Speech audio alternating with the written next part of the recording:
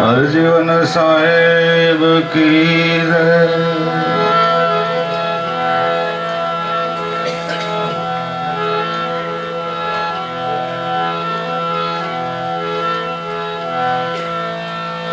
तो बड़ो बड़ाय नो करे बड़ो बोले नहीं बोल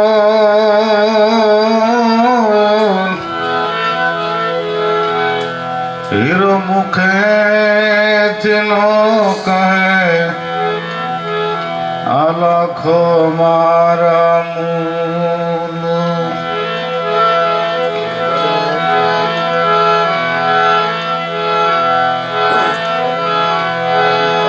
शिवराम से तन प्रकाश थियो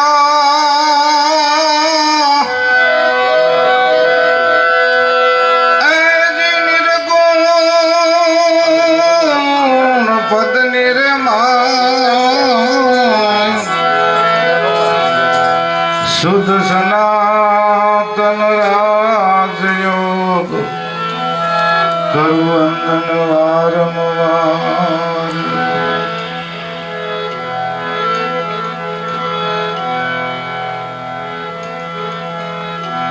आमा ज्ञान जेने जेने जेने ज्ञान थाय ने એને કહેવું ન પડે એટલે કીધું છે બડો બડાય ન કરે બડો બોલે નહીં બોલ હીરો મુખેથી ન કહે લાખો અમારા મૂલ એ તો ઝવેરીના હાથે સડે એટલે તરત જ એની પારખ થઈ જાય તિલકદાસે કેમ કીધું કે ખોઈ બેઠો બંધો ખાકમાં માથે તરવેદીના તાપ ઝરે ખોમાં હીરો હાથથી આવો અવસર પાછો નહીં મળે કારણ કે મનુષ્ય અવતાર અમૂલ્ય છે આ વારે વારે મળતો પણ નથી એટલે એને કીધું કે મોતી પીડ્યું મેદાનમાં મૂર્ખ્યા લઈને આને શું કરે જો સંત ઝવેરી આવી મળે તો આના મૂલ કરે આપણને એક અમૂલ્ય એવું રત્ન જડ્યું હોય કદાચ હીરો જડ્યો હોય પણ જ્યાં લગન એની પ્રતીતિ નથી જ્યાં લગન એની પારખ નથી કાં લગન એક પથરાની મારફક છે એમ સદગુરુએ આપણને હાસુ ધન પ્રાપ્ત કર્યું છે પણ આની આપણને કદર નથી કારણ કે જો ભગત બાપાએ કીધું છે કે આ ઘટ પર અંજવાળા તમે નેણેથી નિરખો નેણેથી એટલે આંખ્યુંથી નેણથી ન ભળાય નેણું એને આંખ્યુંને કીધું છે હમણે ગાયો નિરખો નેણુંથી નૂર આ દલથી જાજુ નથી કાંઈ દૂર સાંઈ મુજા મેરું કરો તો અમને યશો સદગુરુ મિલત હે એટલે એને કીધું આ ઘટ પર અંજવાળા આને નેણેથી નિરખો ઉપર અકર્તા અવિનાશી એને પ્રેમેથી પરખો આ મુક્ત પદ એ નિર્વાણ પદ છે ગુણેશો જ્ઞાન ઘરકો આ બિન અજંપા જાપ આત્યમ સદ કો જેથી ઉસકોને સંભારો જુઓ ન્યા તમારો અજંપોય પણ પૂગતો નથી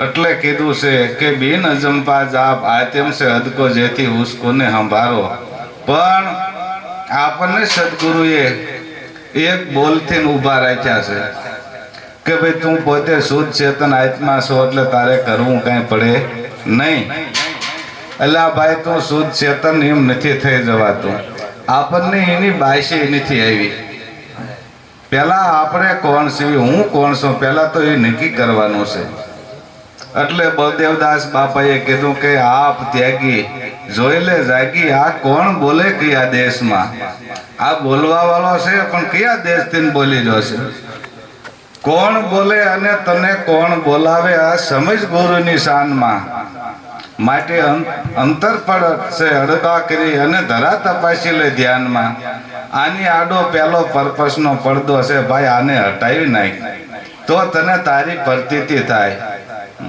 અને જેને જેને જોયો ને એને બધા આના પ્રમાણ આપ્યા છે રવિ રમતા ડીઠો બાવો છે ઝીણો આ ભયા વગર કીધું એમ આની જ્યાં લગન પ્રતીતિ ન થાય ને કાં લગન આ વાત ખોટી છે આપણે આપણને ભાવતા નથી જગતને ભાવીએ છીએ જગત ખોટું છે સવા ભક્તે કીધું છે કે દેખાય એટલું અદ્રેશ થશે ગેબ થશે ગુજરી મેળા દાસ સવો કે સપનાના સુખમાં મોત બગડે મૂર્ખ્યા તેરા.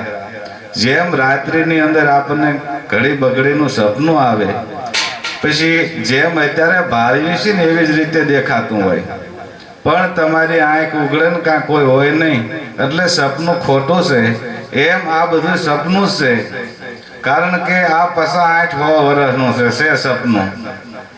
એટલે એને કીધું છે કે અખંડ ધારા અમૃત વરસે, શું ફરે તું ફેલમાં. અહીંયા અહોને ઝરણા ઝરી રહ્યા છે ભાઈ. જ્યાં તમે પોતે બિરાજો છો અહીંયા તો અહોની ઝરણા ઝરી રહ્યા છે. એટલે એને કીધું છે કે અખંડ ધારા અમૃત વરસે, શું ફરે તું ફેલમાં. નામ આરાધે નિરખી લેજે. આ મુનિ બેઠો છે મહામહેલમાં. આ તો એક 5 તત્વનું પૂતળું છે, પણ આને રહેવાનો તો મોટો મોટો જબરો મહેલ છે. અમને સંજીભાઈએ કીધું કે પૃથ્વીથી પોલો કાસબો આને હમળી ઉપાડીને જાય. ગુરુ પૂછે શિષ્યને આ ક્યાં જઈને ખાય. હવે આ પૃથ્વીથી પોલો હોય તો આ બેહે ક્યાં? આને લઈને તો જાય છે, પણ આ ખાવા બેહે ક્યાં? કઈ જગ્યાએ જઈને બેહે? એટલે જ્યાં લગન આપણને પોતાની પ્રતીતિ ન થાય કાં લગન આ બધી વાતો ખોટી છે. એટલે એને કીધું છે કે અખંડ ધારા અમૃત વર્ષે, શું ફરે તું ફેલમાં. નામ આરાધે નિરખી લેજે. મુનિ બેઠો છે મહામહેલમાં. એક જો આ જગતને એક સૂર્ય આખા જગતને પ્રકાશિત રાખતું હોય તો સંતો કહે છે જ્યાં તમે બિરાજો છો ને તો કરોડો સૂર્યનો પ્રકાશ ભાસી જશે. હા, પછી એને કીધું કે આ મન વર્તીનો તું મેળ કરી લે. અજબ સતા તારા આપમાં જેવી તેવી નહીં. અજબ સતા મનુષ્યથી શું ન થાય. મનુષ્ય ધારે તે કરી એક એવું છે. જો હાથી જેવા જનાવરને વશ કરી દે, સિંહ જેવા જનાવરને વશ કરી દે તો એક આ નનકું એવું મન ન થાય ભાઈ. પણ આ હાથીથી મોટું વિશાળ લાગે છે, સમજ્યા. એટલે સંતોએ બધાએ ભલામણ કરી છે કે સમજી જા તું ઘેલા મન, આ મરણ તારી માથે પડ્યું રહેશે. ધરતી માથે તારું ધન, આને વાવરી લે તારા હાથે. જે ધન આપણને ઈશ્વરે આપ્યું છે ને એની તો આપણે કદર નથી કરતા, કારણ કે આ પ્રાણ રૂપી ધન આપણને આપ્યું છે. જ્યારે આ શરીરનું બંધાણું ત્યારે જેમ ફોનની અંદર બેલેન્સ પુરાવી દેતા અને જેટલી વાત કરો એટલું બેલેન્સ કપાય, એવી રીતનું આની અંદર બેલેન્સ આ પૂરેલો છે. આ હાસું ધન છે. જો આને લેખે વાપરવાનું સંતોએ કીધું છે. ગંગા સતીએ કીધું છે કે 21,600 કીધા છે. જો આ ભજનની રીતના કીધા છે.